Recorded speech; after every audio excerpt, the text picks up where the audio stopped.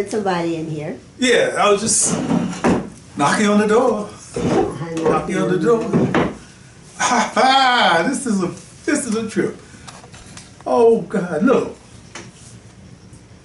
Yeah. I was going to start reading from another novel, but I came across another idea, and I'd like to share this one with you. Please. I'd like to share this one with you. Please. It has to do with having not met an agent that I once had. Now that's a strange And tale. not having this agent as an agent, Okay. but at the same time, Okay. having this agent Uh-huh. play as much a part in my writing life as anybody I could ever think of, My goodness. including John W. Block, Louise Merriweather, Harlan Ellison, and some other teachers. Okay. Here's the way it starts.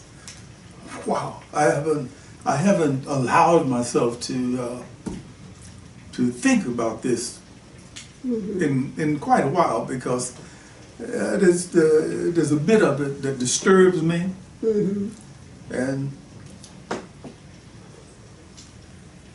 Well, I saw this gleam in your eye when you got in the mail this letter from the Neptune Society, and you look like I got an idea. okay, maybe that triggered it, because the Neptune Society was invited me to contact them to let them know how I would like to be cremated. Moving right along. Since I don't have any notion of dying anytime in the next century or thereafter, I don't really want to devote much time to thinking about the hereafter right now. But let me get back to the story, because that's what it involved. I had this idea to write a book about a black bullfighter. As we know, there have always been African bullfighters, or bullfighters of African descent involved in this particular art form. I'm not making a brief for bullfighting or a brief against bullfighting. It's there, it exists, so somebody has to write about it. Some people have written about it, as we all know. I wasn't aware of any African American writers who focused on bullfighting. At least I don't know of any who've written a book about it. So I decided to do it. I felt I had the qualifications. I've been following the bullfight without becoming a dyed-in-the-wool aficionado for quite a long while. I guess starting back in the 60s. In Chicago, they had a television program that came on that features bullfighters and bullfighting from Mexico, Spain, Venezuela, Peru, Bolivia, wherever it was that they had bullfighting. They have bullfights in a stadium in Nimes, France, right across the border from Spain. Been there quite a while.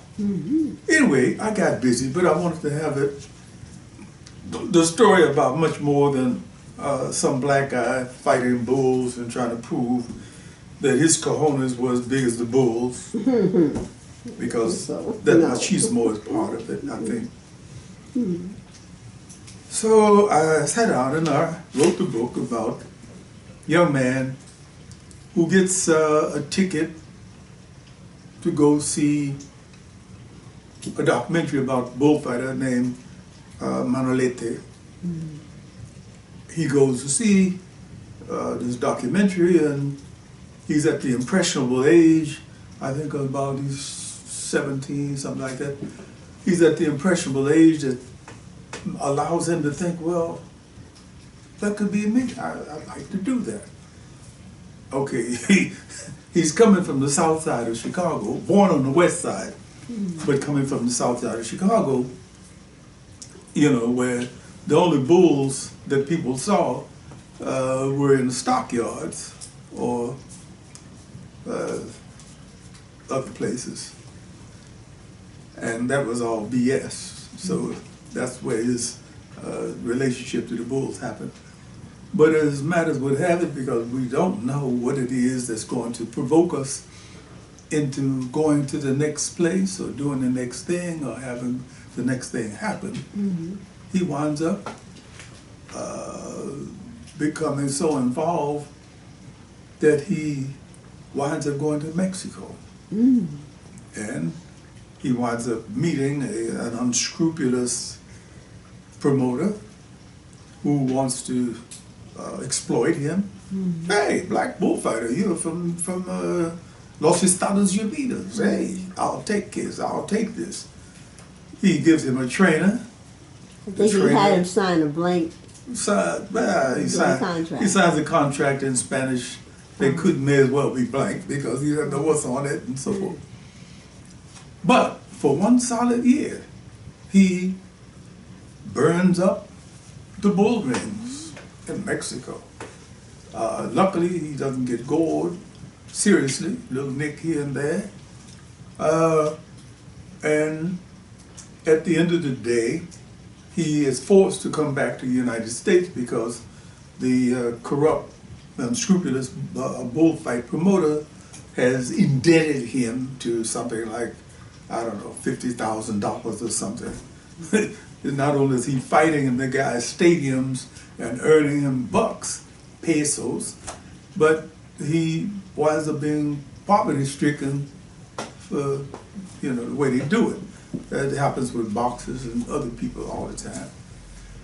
So he comes back, and that ends that section of the story. He also leaves a son behind him, one that he didn't know about, that happened as a result of a very fervent love affair he had with a woman whose name I shall not mention, but her last name is De las Reyes. I'll tell the first name too. Xochitl de las Reyes.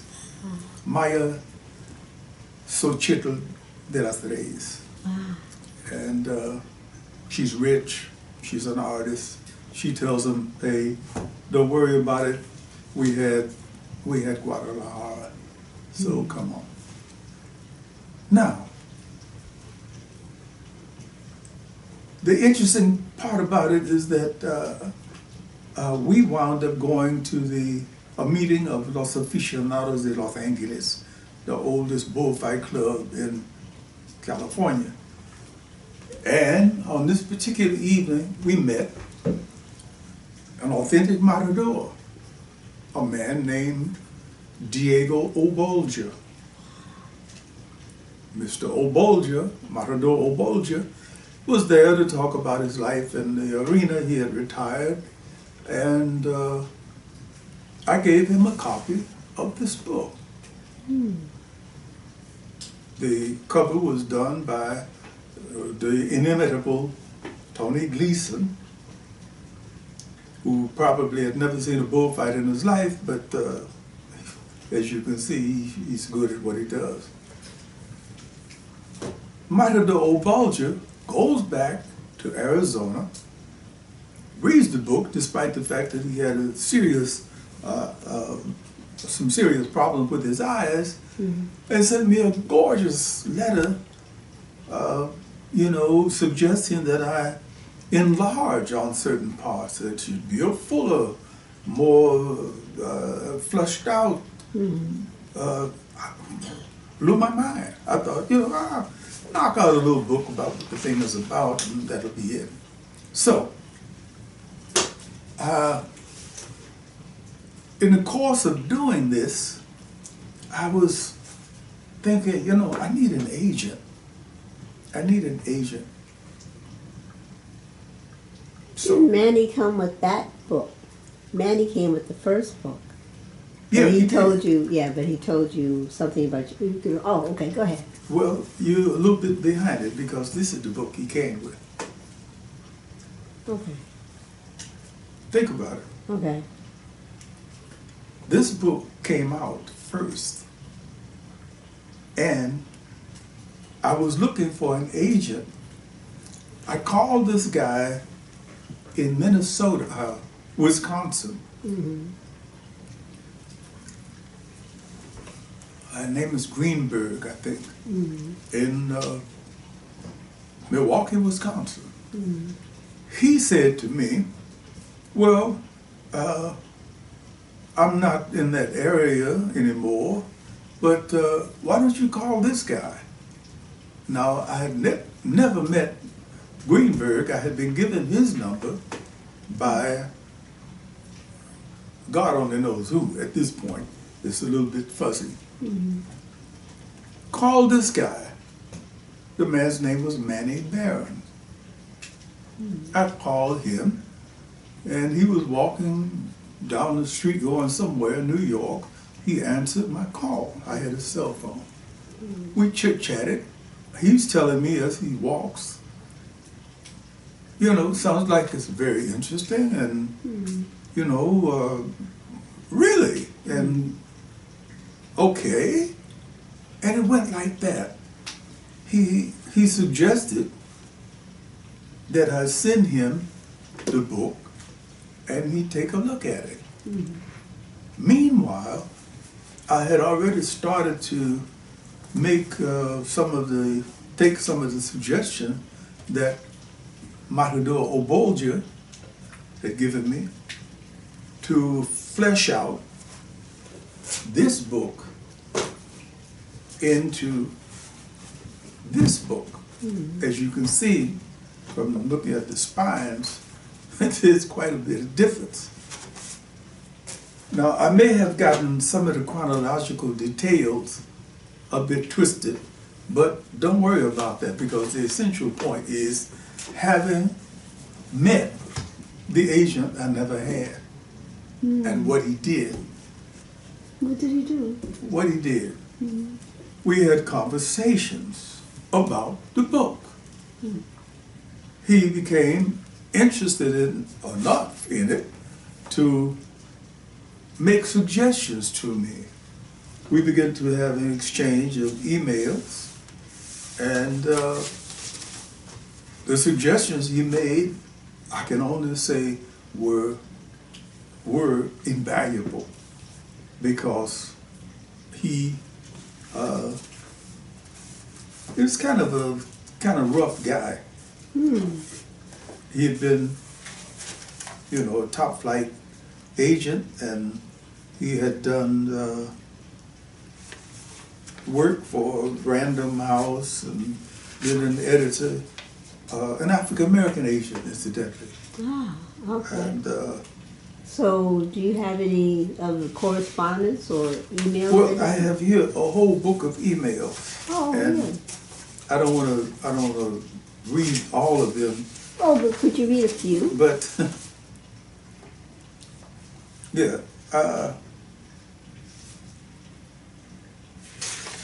I just like to say, well, here's the way he was.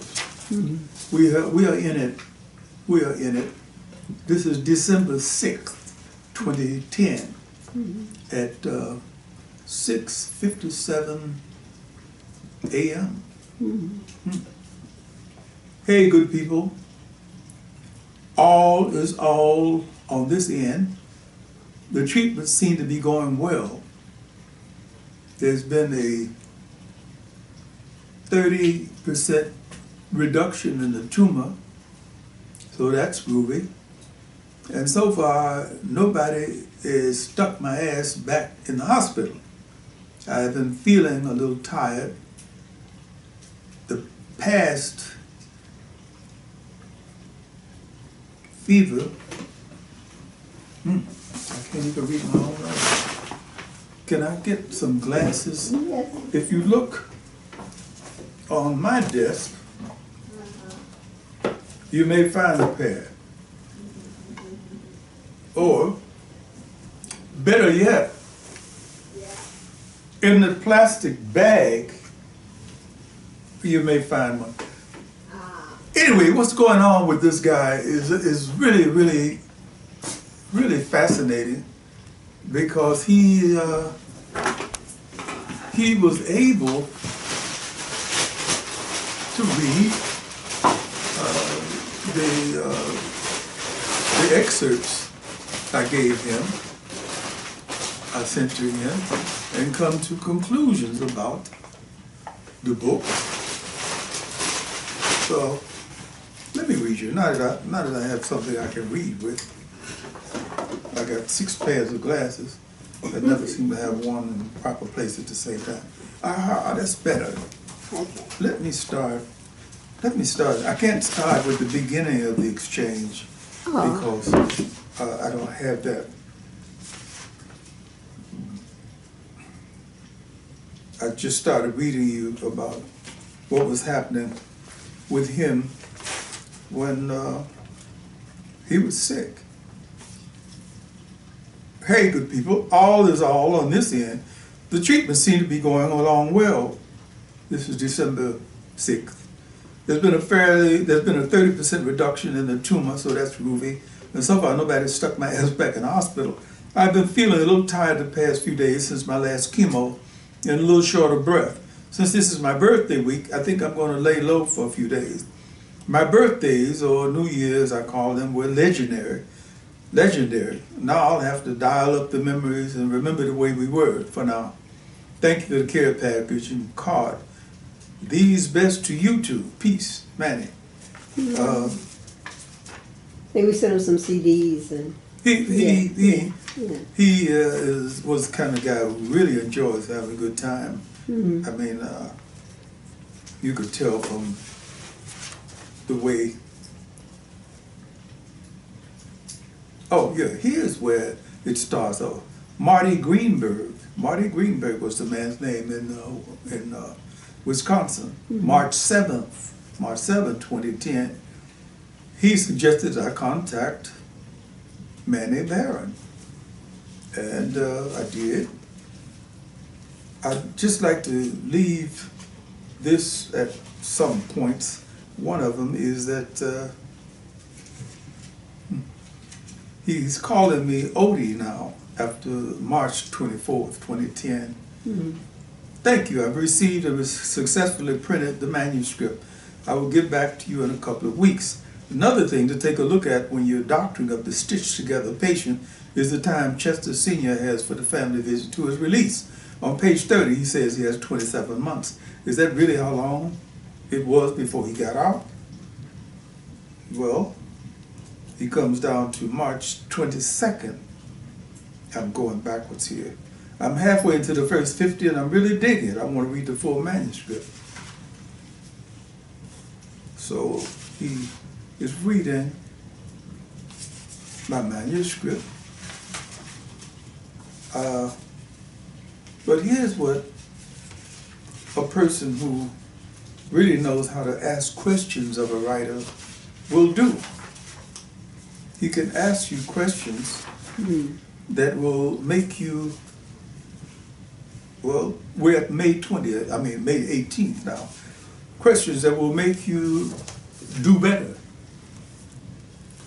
Concerning Matador Negro, overall impressions. I like this story, but it needs work as a book. For centuries, we've been reading the same variations on the same themes in black literature, both literary and commercial fiction. The story of black people in America is one in which discovery, often leading to rediscovery, is one of the major focuses. Who am I? Where did I come from? How do I fit in? The other focus in black literature is the monstrous beast of racism and how it is confronted. What I love the most about this story is while you're still following the path paved by all the black writers that have come before you, you are not walking it the same way as the others. This may be the first book by a black writer that doesn't have any villainous whites taking advantage of black people. Yet, this is still a book about race. Matador Negro gives us bullfighting as a metaphor for race and manhood. Ole! Ole! These are the big issues in black literature, and your book addresses them head on. The only problem is the approach is too stealthful. You have quieted down two of the noisiest issues in our bag of questions. Manie could write. Mm-hmm. Reminds me of conversations with her. This is a quiet book. For a quiet book to work, it has to be reflective and contemplative. The characters does indeed go on a physical journey, but it's the distance his soul has traveled that is the point of the story. Chester's decision to take a bullfighting and move into Mexico would make him evaluate and reevaluate his thoughts on manhood, love, race, and family. This is a classic, has to go away to come back and find home book. Oh. This is a book as much about Chester's inner journey as it is about his time in Mexico. The following are some notes to help bring more of the inner journey to the page. While Chester is listening to the fight, I would like to hear some final reflections on his time in the apartment and his comparison to Chicago and people he knows there. One of the subtexts of this book is the fish out of water story. We examined everything by how it relates to what we know. That is how we get our bearings. It's a continuum of compare, contrast, react. We need to see this throughout the book. Page 177, 178. We finally see Chester in the ring, and you only give us 2 pages. What was going on inside of him? Page 193. You give us the names of the passes, but nothing about them and how they differ. You don't have to explain each one. I'm sure some of them are variations and could be grouped together. The purpose is once again to educate the reader on bullfighting in order to draw them closer to Chester. Page 213. Take us to the fitting session. That way you could explain all the parts of the suit of lights to us. I'm also going to assume the place will have old bullfighting men there, like at a barbershop here, who we can hear some stories from. I did this. I'm taking literally what he said, and in the dressing for the suit of lights, the traje de luz, there are men sitting around with a corona saying, you think his balls would fit into those pants? You know, they do it in Spanish and in English. Let him turn around. He's got a nice one there, you know. Bulls like that kind of curve, you know. So it's black barbershop teasing Mexico City style. Page 215. Even though Chester says he hadn't let his family know about his upcoming fights, what do you think about he and his father emailing each other? After all the years without his father was in jail for a period. After all the years without his father, which Chester never talks about, and with this new direction, he might want the input of his real father to go along with what he's getting from Nacho, his bullfighting father. This would be another way of getting what's inside Chester's head out on paper. Page 230. Have Nacho explain to us about bull ranches, bull bloodlines, and so forth and so on. I did this. I took the bull lines of 7 particular bullfight herds that have existed from like the 12th century, and one of the most famous ones that a lot of people know about are the Miuras. The Miuras, who have a bloodline that somehow seems to inspire them to be more intelligent than most other bulls. They kill more top flight bullfighters than almost any other breed. So, in the way that I did it, I took it in the same way you might want to take the grape from certain particular vineyards and blend them to make a certain kind of wine. And that's the equivalent of what the bloodlines are like within the bullfighting community. Matter of fact, they make the point that in many cases, the bull has much purer bloodlines than the bullfighter. Nobody knows where the bullfighter comes from, but they know where the bulls come from. Page 280. Tell us about his feel for the kill. It's something that happens in several different kinds of sports. One of them, as an analogy, would be prize fighting. People remember the way that Joe Louis used to stalk his opponents. People remember the way Sugar Ray Robinson used to set them up, and he explained, in no uncertain terms. Sugar Ray did. Joe Louis didn't talk a lot about it. He said, I just knock him out when it's time. But Sugar Ray made the point of saying, I might spin a round or two trying to figure out where the guy's weaknesses were, and round about round 3, he didn't do the kind of Muhammad Ali, In 3, I'm gonna see. In 4, you gotta go, Right. But he said by the 3rd round, I could pretty much figure out what I had to do in order to knock him out. And the feeling that he talks about is one that some fighters don't have, which is the instinct to kill. When you knock the man out, literally you're trying to kill him. So that's what he's asking me to do, and that's what I did.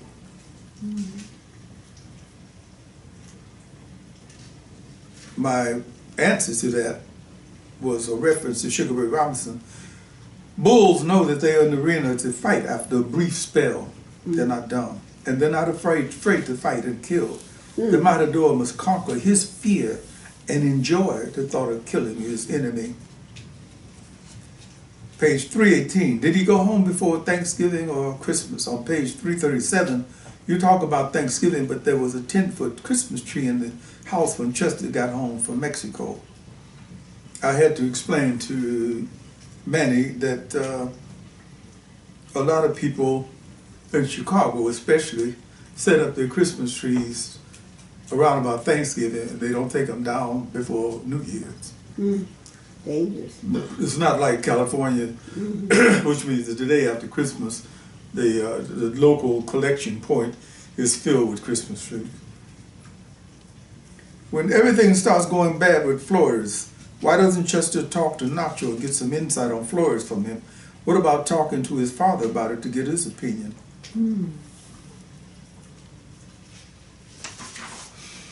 That's very The insightful. timetable on the game release is too short. Excuse me? It's so insightful of him.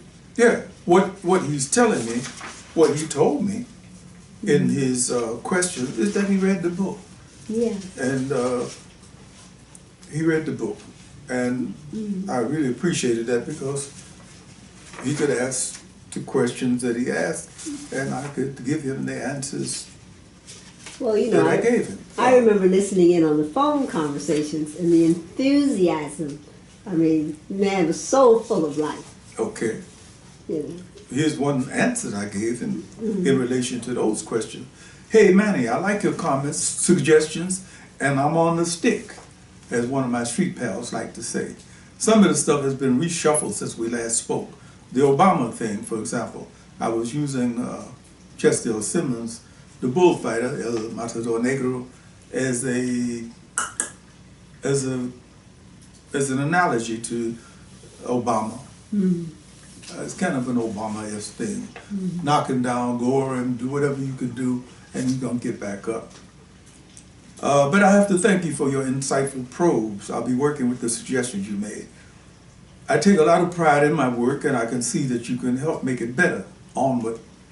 Per your request for a look at other works, Snake Doctor is a modern African-American Faustian epic. The story is of a man who made a supernatural deal with a wizard in the equatorial rainforest of northern Ghana. The proper sacrifices were made, the money poured in, but the shadow of the wizard's influence falls on the man's son. Shackles Across Time focuses on the role that some coastal Africans played in the business of the Middle Passage slave trade. A spiritual fatwa dogs the descendants of the family that traded their own people away. The curse is removed centuries later by making the proper sacrifices.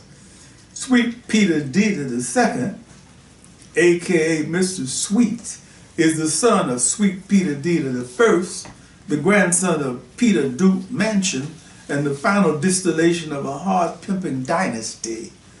Rumor tells us that Mr. Sweet's great-great-great-granddaddy pimped the wife of the Mississippi plantation owner he was sold to. There's a good amount of satire, tongue-in-cheek humor, and plain old bullshit in the book. It will be used in the graduate studies program at the University of Nevada this coming quarter. Shackles Across Time and Mr. Sweet were published print on demand by Author House. I got tired of waiting for people to make up their minds. Finally, I have 17 other books that were formerly published by Holloway House. Holloway sold those assets, my books, to Kensington Press.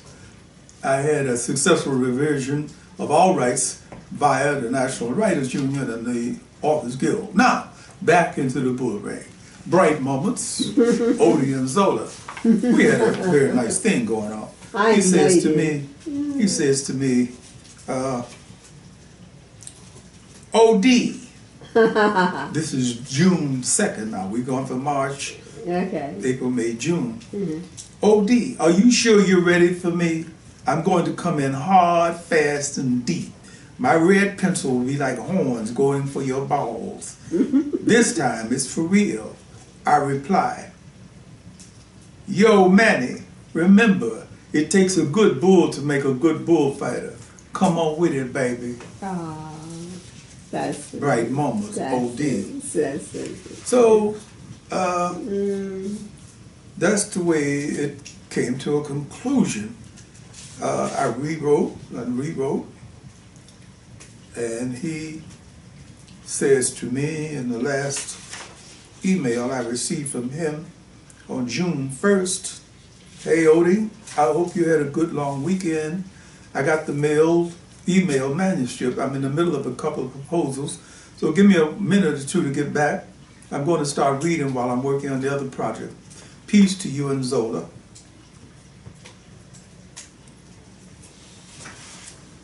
I didn't hear from him for a while. Maybe 2 or 3 weeks. It was kind of unusual because he was quite prompt. He was not like a lot of other people who say, I'll get back to you, and you don't hear from months. After a reasonable amount of time, I think like 3 weeks or so, I called him up. I called up the phone number I had and spoke to a young man who sounded very surprised to hear from me. And he said, well, just a moment, I'll let you speak to my mother.